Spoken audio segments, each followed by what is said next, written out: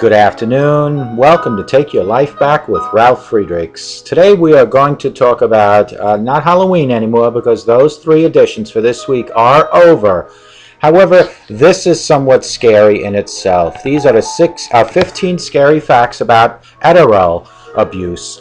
That is a drug, so we are going to address that. It is a scary fact, and it still fits in with the realm of Halloween for this week. But first, as always, I want to say hello to Dr. Luis Gonzalez. He is at Starting Point at startingpointmn.com. That's www.startingpointmn.com. He has 2 entities in his business. The first one is like mine. It's to help you walk from your addiction to your recovery 24 hours at a time, step by step. Like myself, he will never ever talk about your past. We are not therapists. We are not counselors. What we are is our addiction recovery coaches. The second thing that we are going to give him a shout out for is the fact that he can help you, yes you, turn into an addiction recovery coach. If you have professional personality and passion, and you have some sort of addiction background, whether it's your own or someone in your family, he can help you become an addiction recovery coach. It all starts with you calling 1-844-414-8444 or going to www.startingpointmn.com. The MN stands for Minnesota. Now I want to give a shout out to another special person in my life, and that's me. I have 2 websites. The first one is www.clearviews.info. Now clearviews.info is basically all about information on drug and alcohol abuse and recovery. You can find that at www.clearviews.info.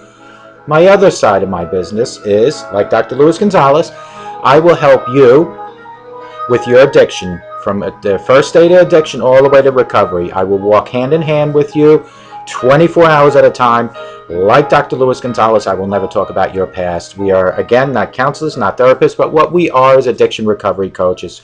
We will get the answers that you already know from your insight and bring them to the surface. That is what I do. You can reach me at 844-405-HELP.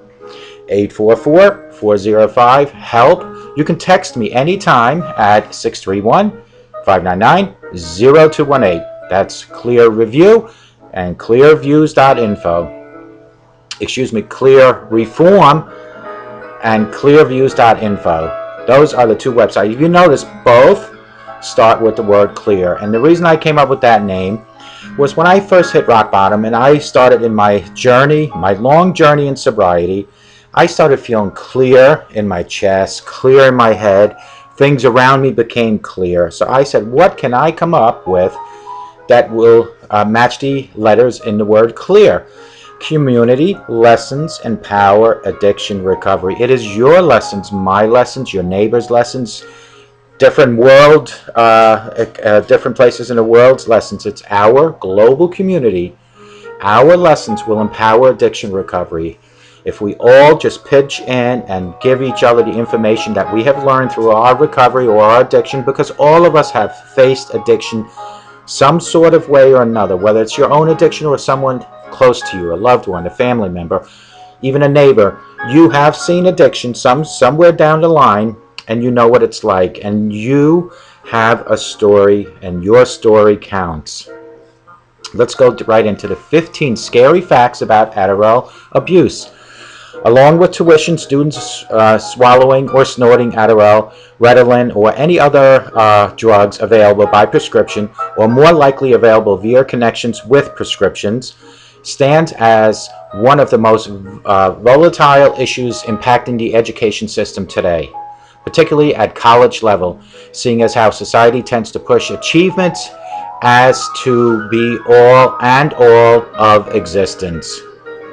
It's easy to see why so many turn toward abusing these drugs when desperation to perform grows way too overwhelming, because the expectations of our parents, of your mother, your father, whoever you might have to report to, are putting so much pressure on you that you or someone you might know turns to either Adderall, Ritalin, or any other type of drug, prescription or non. College students are twice as likely to abuse Adderall, and From there, full-timers between ages 18 to 22 were demographic most at risk for taking the stimulant without prescription at twice the rate of part-timers and older students. Let me turn that music down a little. 15% of college students have illegally ingested Adderall, Ritalin, or any other stimulant in the past year. These numbers, which fluctuate based on individual campuses, reflect a study conducted by the National Survey on Drug Use and Health.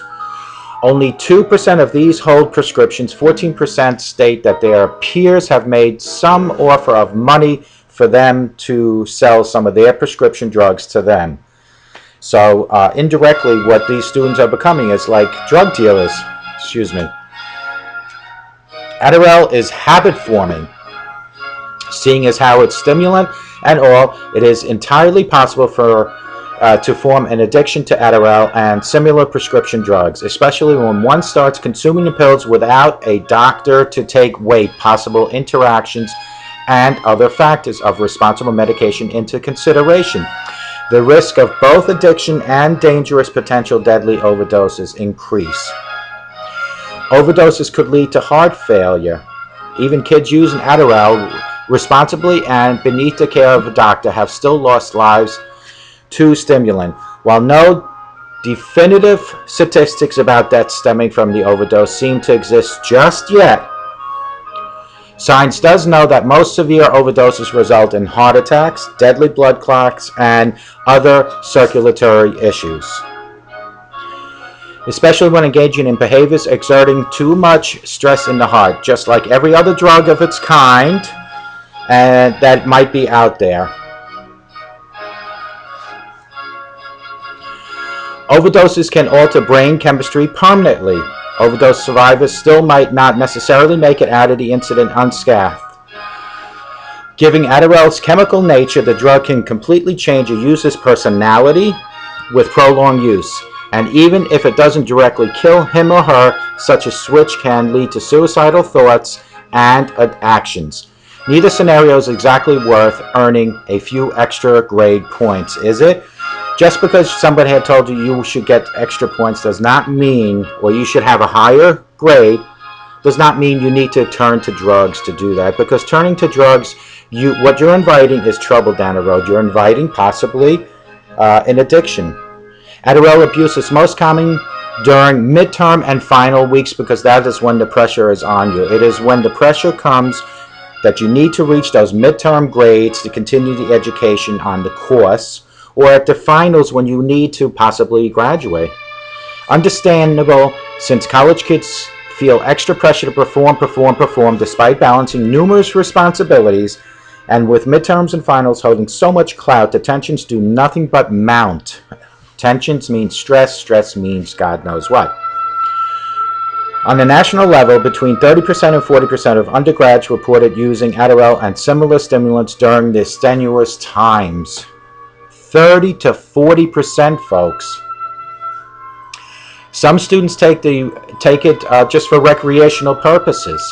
Most reported incidents of Adderall abuse occur when desperate students without prescriptions need to focus on exam or assignments, but few do enjoy it for recreational purposes. For one thing, an incredible easy to find amphetamine, with doctors prescribing for ADD and ADHD and other common learning disabilities. And since it's available via the medical field, crushing it up and snorting doesn't exactly carry the same stigma as cocaine or speed, even if the side effects remain largely the same. Adderall is considered a Schedule II controlled substance, meaning anyone caught with pills not prescribed by a doctor is subjected to the same criminal charge as those possessing opiates, methamphetamines, and any other drugs. Drugs in this class involve extremely high-risk addiction and overdose, and exact penalties vary from state to state. Suffice to say, though, intent to sell carries a much higher penalty than buying and could mean a potentially career-destroying felony. I'm sorry that I have to look up, but that's exactly what the reading material is. Some students fake ADD and ADHD symptoms to acquire prescriptions, so they'll do they'll go through any extremes to do this. Around 95% of those reporting abuse, in fact, such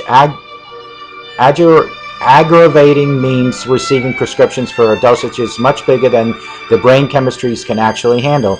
And messing with dopamine levels, as mentioned before, does not exactly bode well for long-term mental health in the event students start hitting the pill or the bottle harder than they otherwise would have become before being addicted. Meanwhile, individuals who genuinely need the pills to function, studies have shown that psychological route to ADD and ADHD wind up facing stigma and marginalization as a result of everyone co-opting and trying to purchase their way for these pills, and the people that really have issues and really struggle for getting these pills can't, because the easy fix for other people is kind of putting a cloud and making it harder for people really with ADD and ADHD to get it. Most college-age Adderall abusers hold a GPA of 3.0 or below. So do you see, you're trying to increase your midterms and your finals, and what you're doing indirectly is hurting your grades. Although, of course, that doesn't mean that those GPAs is much higher range are immune to giving it or go either.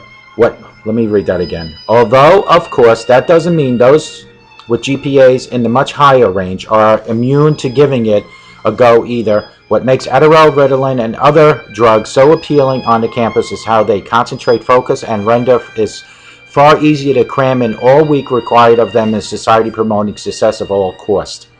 It makes sense that comparatively underperforming students would turn to them in order to gain an edge over temporal, academic, and resourceful setbacks. In 2006, an estimated 7 million Americans admitted to abusing prescription stimulants. These aren't just stereotypical high school students. Either chances are exact number of increase since 2006 thanks to greater access and heightened awareness of Adderall benefits. This is based on 2006, folks. God knows, I mean, it's gotten a lot worse since then. Right now, in 2006, it was 7 million. Adderall abusers are more likely to become binge drinkers. Thank God I never turned to drugs. I was always an alcoholic. According to the U.S. Department of Health and Human Services, 90% of college students who ingested Adderall without prescription also binge drank or qualified as heavy drinkers over those who did not.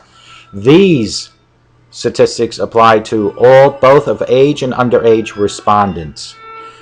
Colleges have had an oversight of Adderall abuse as against school policy. The oversight really doesn't do much good if there's nobody to enforce it. Every college out there, or at least the staggering majority, sports an illicit substance policy in its handbook. But in order to combat the recent spat of Adderall abuse, schools such as Duke, Wesleyan, and Dartmouth have all had to amend theirs to include prescription drug abuse. 40% of teens think it's okay to abuse prescription drugs because they're much safer than the street equivalent. No, they're not. Drugs are drugs, no matter if they're legal or not, they're drugs. This is despite the fact that Adderall, which used outside of a careful controlled environment, is basically the exact same thing as street equivalent. Furthermore, 29% believe that because of its prescription status, addiction is impossible, and 39% think that because of this, it's acceptable to abuse without using a doctor as a intermediary. Folks, these are alarming statistics. 15 scary facts. Let me see. 1, 2, 3, 4, 5, 6, 7, 8, 9, 10, 11, 12. Yeah. 15 scary facts. Fact number 1. College students are twice as likely to abuse Adderall or Ritalin or any other substance. 2. 15% of college students have illegally ingested Adderall, Ritalin, or any other drug. Number 3. Adderall is habit-forming. Number 4. Overdoses could lead to heart failure. Number 5. Overdoses can also alter brain chemistry permanently, irreversibly. Number 6, Adderall abuse is most common during midterm and finals because of the pressure. And you'll find that the grades don't become higher because of it.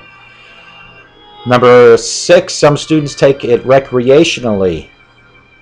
Number 7, Adderall is considered a Schedule II controlled substance. Number 8, dealers can get between $7 to $10 per pill. That's a lot of money. Imagine having a month load and you're getting $300 a bottle.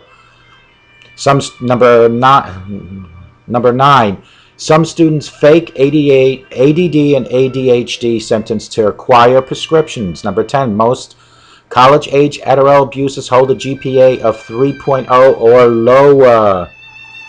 Number 11, in 2006, mind you, 2006, an estimated 7 million Americans admitted abusing prescription stimulants. Number 12, Adderall abusers are more likely to be binge drinkers.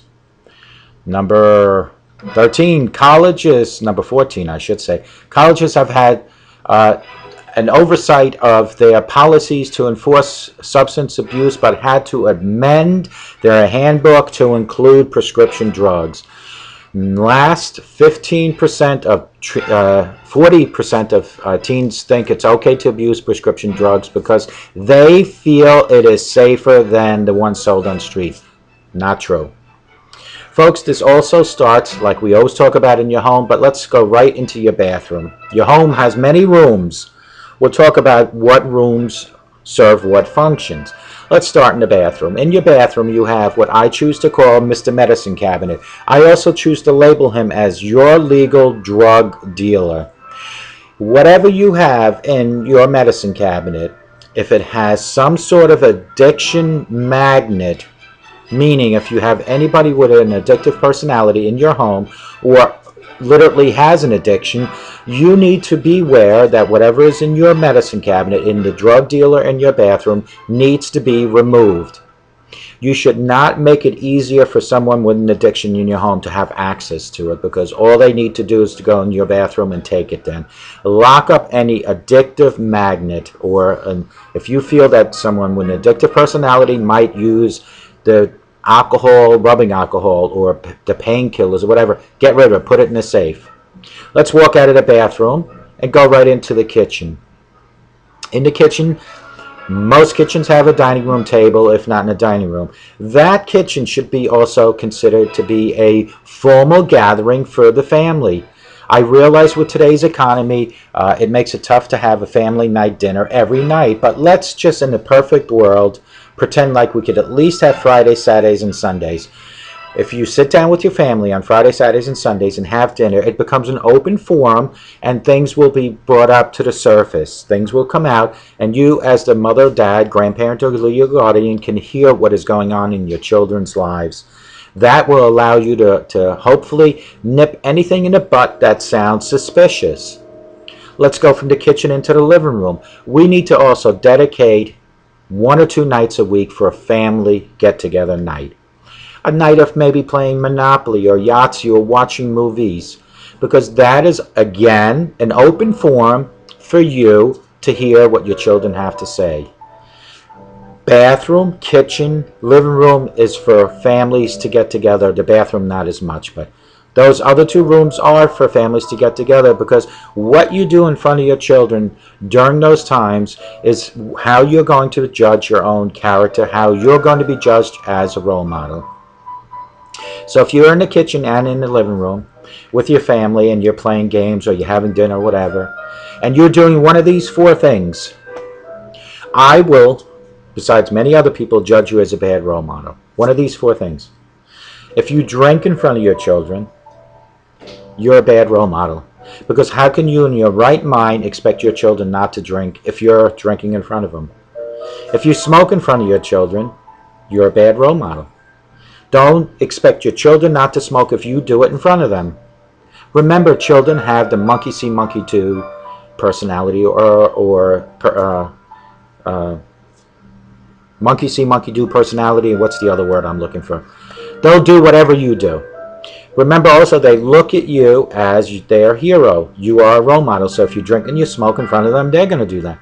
If you use profanity, don't expect them to have a clean mouth. And if you physically abuse someone, you're teaching your kids it's okay to bully other people. If you have to drink, do it outside your home. If you have to smoke, do it outside your home. If you have to use profanity, do it outside your home. But if you have to physically abuse someone, which I hope you don't, you need to seek counseling and therapy.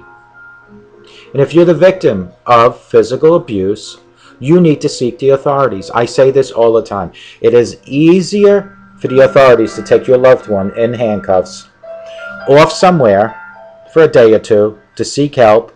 Hopefully that person comes back to you a better person. Then for the authorities to be called to come to your home and take you as the victim of physical abuse one day in a body bag, because you won't be coming home. You cannot reverse death. You cannot. Those 4 things cannot happen during those days or at all, but mostly on those days in front of your children. Drinking, smoking, profanity, and physical abuse. These 4 things should always happen. Disregard the phone. These 4 things should always happen. You should always have love. You should always have compassion. You should always have respect. And you should, excuse me once. Well, love, respect, passion, and compassion. Those things should always be in your home. When you have the family nights and you get together and you play the games, show them that you love them. Show your children and your loved ones. Show them that you respect them, because when you give respect, you get respect. Show them that you have compassion. If they have issues going on at home, show them that you have passion. If they have issues going on at school. If you include those 4 things and eliminate those 4 things and do the kitchen thing, which is having dinners together, and do the living room thing, which is having family nights together, then let's take a walk down the hallway into our bedroom. What I'm asking each and every one of you to do is, please tonight, when you take your shoes, your sneakers, or your slippers off, when you put them at the edge of your bed to climb into your bed, put them under your bed. You don't want to see the heels or the toes anymore. And then tomorrow morning when you wake up, you need to go on your knees to pull those slippers, shoes, or sneakers from underneath your bed. When you do that, thank God that you have another day on this earth.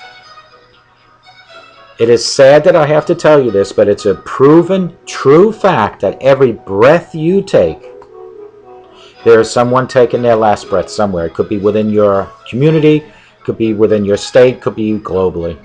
For every time you blink an eye, there's someone closing their eye for the last time. So why should you not thank the Heavenly Lord that you, yes you, have another day on this earth? There are a lot of people that don't have a chance to thank the Lord for that. There are a lot of people that don't have the chance to see videos like this to help them with their addiction. If you're watching me right now, you still have a chance to change. You have a chance to start today, November 1st, 2014. Start today writing a new chapter in your book of life. My chapter 53 was just started because I just turned 53. For every year, you have a chapter in your book of life. It is your responsibility to help your children write the first 18 chapters in their book of life from 0 to 18. Those chapters, remember, should never include smoking, drinking, profanity, and physical abuse in front of them, and should always include love, respect, compassion, and passion in front of them. Those chapters should include that for your children. And then when they're 18, they go on their own. But you have a chance today, November 1st, 2014, to start writing new chapters in your book.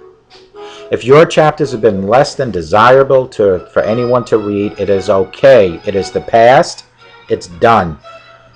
But today, November 1st, 2014, you can reach out if you have an addiction with alcohol and drugs. You can do 2 things right now to change the rest of your life. There are little things you need to do after that, but the 2 major things right now to change the rest of your life, to start a new chapter in your book of life. 2 things are, admit you have a problem. And if you can't do that, then you are not ready for change.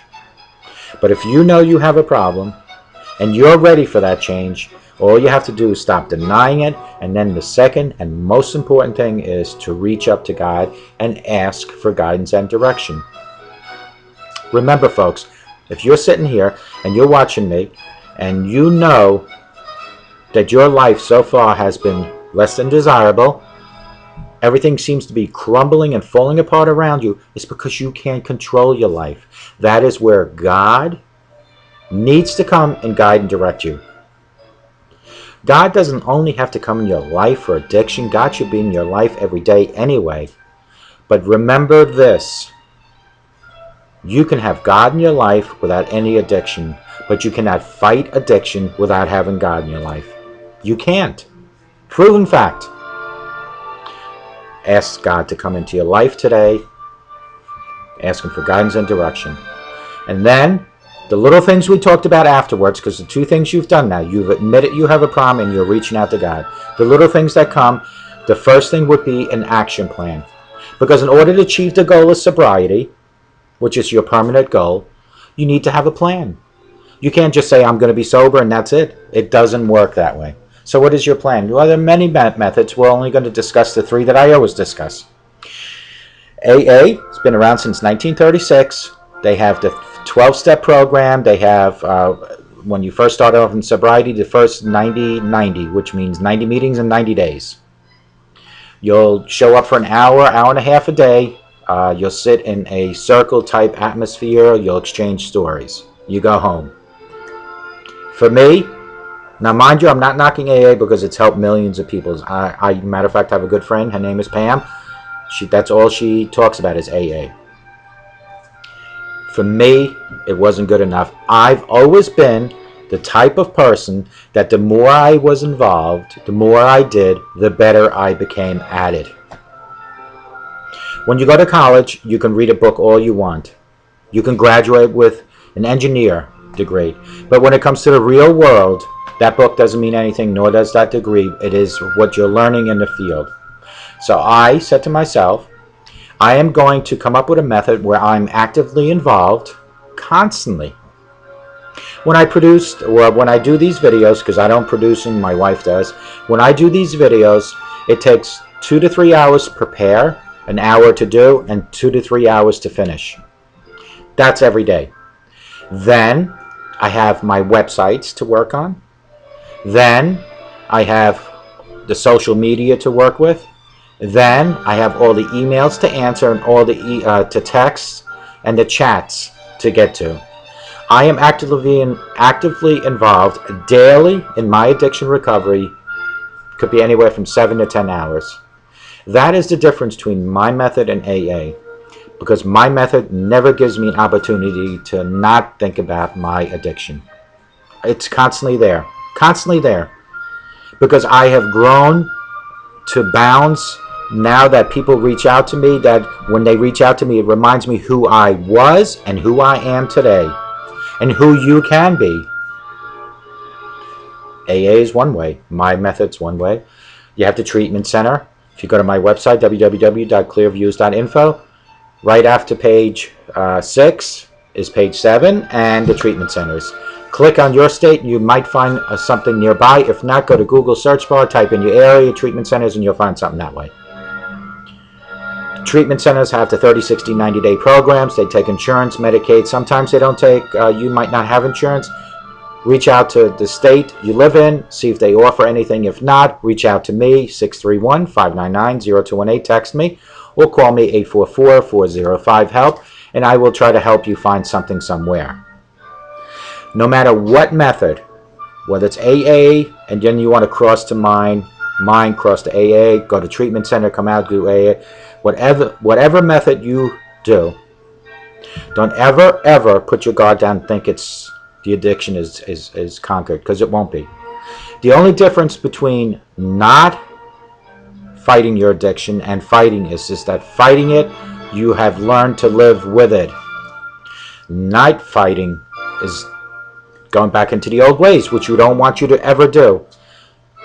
If you have a relapse, you get up, you move forward.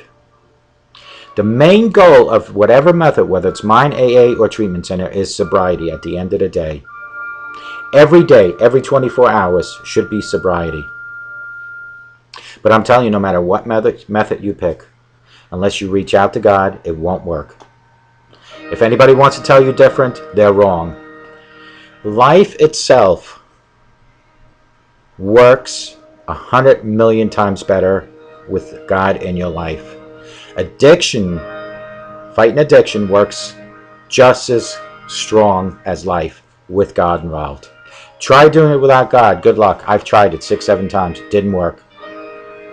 You will see the changes in your life when you ask God to help you. Changes financially, emotionally, physically, spiritually. Those changes will happen automatically, and they're not going to happen overnight. Nothing happens overnight. Consistently and constantly, you'll see changes. Little things. They'll creep out of areas you'll never imagine, and you'll be shocked. And then after a year or 2 or 3, or like my friend Pam, 35, you see a better you. But it starts with you, and it starts today. Don't let any more chapters be written in the undesirable way that the other chapters have already been written. You can rewrite chapters, but you can start writing new chapters today. It has to start with you. For all the people that point a finger at you, that say to you, you're nothing but a druggie, an alcoholic, you're a loser, you're no good to anyone, please don't listen to them. Don't believe what they're saying, because you are special, because God created you. You just have flaws like any other human. For the people that are throwing stones at you and pointing fingers, they should be picking you up and helping you. Shame on them. I'm here to tell you that God is waiting for you to reach up to Him, and He will pull you up and help you. But you have to make the first move. You have to make the first move. Keep away from those naysayers, those negative people. They will bring you down further in the dumps. Reach out to the positive people in your life. Reach up to the sunshine. Let it in your heart and your home. And you will see nothing but positive results when you do that. But you have to stay away from the negativity. These are scary facts about Adderall abuse. Have you tried any of those? Are you an alcoholic? Do you smoke pot? Do you snort or do crack? You're still special, even if you do all that. Even if you did all that in combination in one shot, you are still a special human, because God created you. Every human can be fixed if they allow themselves to be fixed. But if you shield yourself from positive with your negativity and your negativity around you, you can't get help. And if you don't think what I'm saying is true, you are so wrong. June 22nd, 2013, when I hit rock bottom, if you would have talked to me on the 21st, I would have told you life sucks. I've contemplated so many times just ending it, folks. There is hope for each and every one of you. The thing is you have to realize it's done. The partying days are done. Your uncontrollable life is done. You need to get controlled by God. Carrie Underwood sang a song called Jesus Take the Wheel, and it has so much in common with what He needs to do for you. Let Him take the wheel and drive you around for the rest of your life. He will not have an accident. But when you take the wheel, like I have, we have hit things, we have stumbled. Start today, November 1st, 2014. Let your life be a brand new life. Show the people that are throwing stones and calling you names that you are going to change. You will change for the better. You might even surpass them. But it takes the willpower on your end, the open-minded on your end, and God on your end. And when you get all those things in order, one day you will go out there and help other people. Simple things when you help other people, like opening a door, picking up trash, helping an elder or feeding a homeless person will build your self-esteem and shield you from those people who called you no good and those people who said you had nothing good in your life and you're a loser and you're a druggie and you're an alcoholic. Those things, by helping other people and improving your life and reaching out to God, will overcome all those insults. You will shield yourself from any of that. In the Bible, there were always people throwing stones at other people, cursing at other people. But you know what, folks? You can go past all that. All you need is the power to do it. And the only power to do anything in life is the power of Jesus Christ, and that's what you need. If you don't believe me, talk to other people in my book, that are going through what I have gone through. Folks, I could have been dead so many times. Beirut, 1983, major accident. Alaska, 2009, major accident. Overdose, possibly 2 or 3 times. God kept me around for a reason. 1981, I became a lay reader in the Marine Corps, which is like an addiction recovery coach. God knew back in 1981 what I would be doing in 2013 and 14 and forever on. He kept me around long enough for me to hit rock bottom.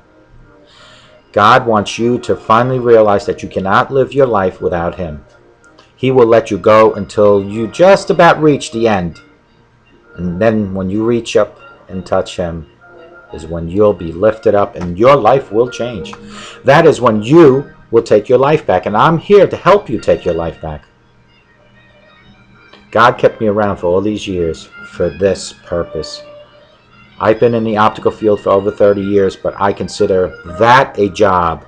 This is my passion. Helping you is my passion, because when I help you, I help me. If I get 2 people out of every video, out of over 200 videos now, I've finally hit the 200 mark. 2 people. You maybe, I will always get me. Each time I do a video, each time I chat with somebody, each time I email with somebody about addiction, each time I get phone calls about addiction, that is helping me too. It refreshes my memory of who I used to be. That is something that AA cannot do for you. That is something that not even a clinic can do for you. An hour, hour and a half a day is not good enough. You need to be involved as long as you're awake daily. Daily.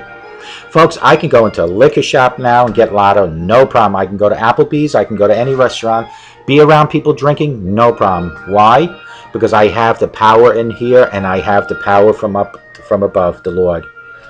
In combination of those two, I will not be beaten by this alcohol addiction. I have learned to combat it in a way that the addiction has never seen it before. This addiction will not even tempt me anymore because it knows it's wasting its time. Wouldn't you like to feel that way? The money I'm saving not drinking, the life I'm saving, my own life by not drinking, is tremendous. Folks, all I have to say is that you have to have the power.